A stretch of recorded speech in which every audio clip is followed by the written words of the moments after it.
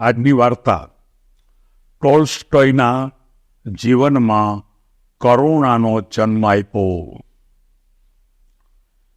મિત્રો, આપણને ખબર છે કે ટોલ્સ્ટોય તો કરુણાના અવતાર, જે એટલા બધા કરુણ હતા કે પોતે કોઈનું દુઃખ પણ જોઈ શકતા નહીં, અને જે દુઃખી માણસો છે એની પાસે જઈ અને કરુણાના રૂપે એ શક્ય એટલા ઉપયોગી બનતા.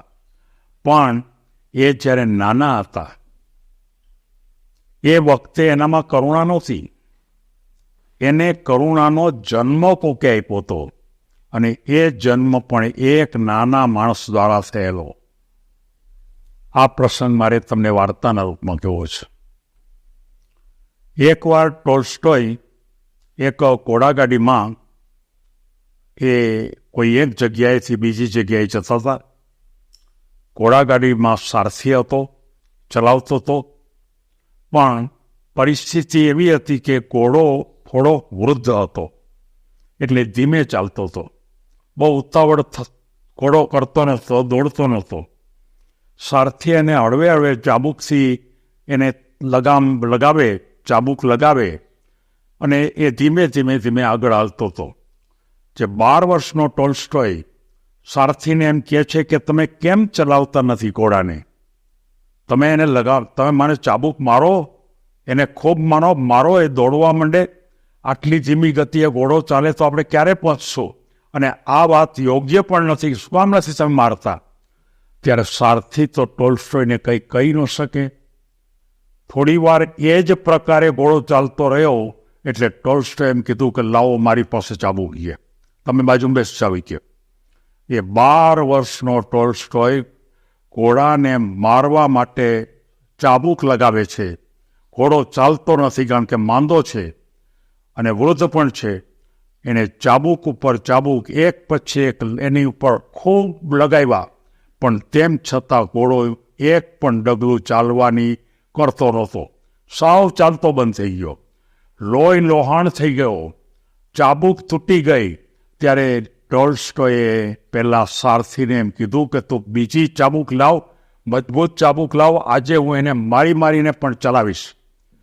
ત્યારે એ જે સારથી હતા એ નીચે ઉતરે છે અને ટોલ્સ્ટોયને 2 હાથ જોડી અને એને એમ કહે છે કે તમે સમજતા નથી, આ બીમાર છે, આ ઘોડો વૃદ્ધ છે, તમે જરાક બાજુમાં આવીને જોવો તો ખરા એને કેટલું લોહી નીકળ્યું છે, અને એ ઘોડો કદાચ મરી જશે ને તોય ચાલશે નહીં. તમે ગમે તેટલી ચાબુક મારશો તો પણ એ ઘોડો ખરેખર ચાલવાનો નથી. તમે નીચે તો આવો, જરા જોવો તો ખરા. એ ટોલ્સ્ટોય, નાનો ટોલ્સ્ટોય નીચે ઉતરે છે અને જોવે છે તો ઘોડો લોહી લોહાણ થઈ ગયો હોય છે. કારણ કે એને એટલી બધી ચાબુક મારી હતી કે લોહી બહાર નીકળતું હતું.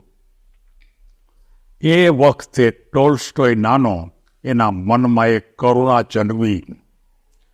એણે એમ કીધું કે આ જો પશુને જો આપણે ગમે તેટલું મારશો તો એ બોલી શકવાનો નથી, વિરોધ કરી શકવાનો નથી.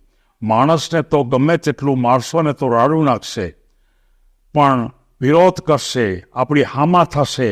પણ આ તો પશુ છે.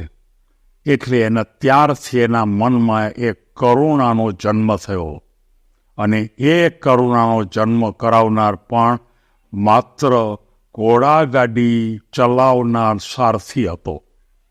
અને ત્યાર પછી આપણે સૌ ટોલ્સ્ટોયને કરુણાના અવતાર તરીકે માની છે. અને એનામાં જે કરુણા હતી એ કરુણા એટલી બધી ઊંચા લેવલની હતી કે આપણે કલ્પના પણ ન કરી શકાય. કોઈ નાનું પક્ષી છે એ ધ્રુજતું હોય, કોઈ વ્યક્તિ છે, કોઈ ભિખારી વ્યવ્ય છે એ કદાચ બહાર ઠંડીમાં ધ્રુજતો હોય, અથવા તો કોઈને ખાવાનું ન મળ્યું હોય, ત્યારે ટોલ્સ્ટોય એને જોઈ શકતા નહોતા. પણ એનો જન્મ તો માત્ર સારથીએ કરાવ્યો હતો.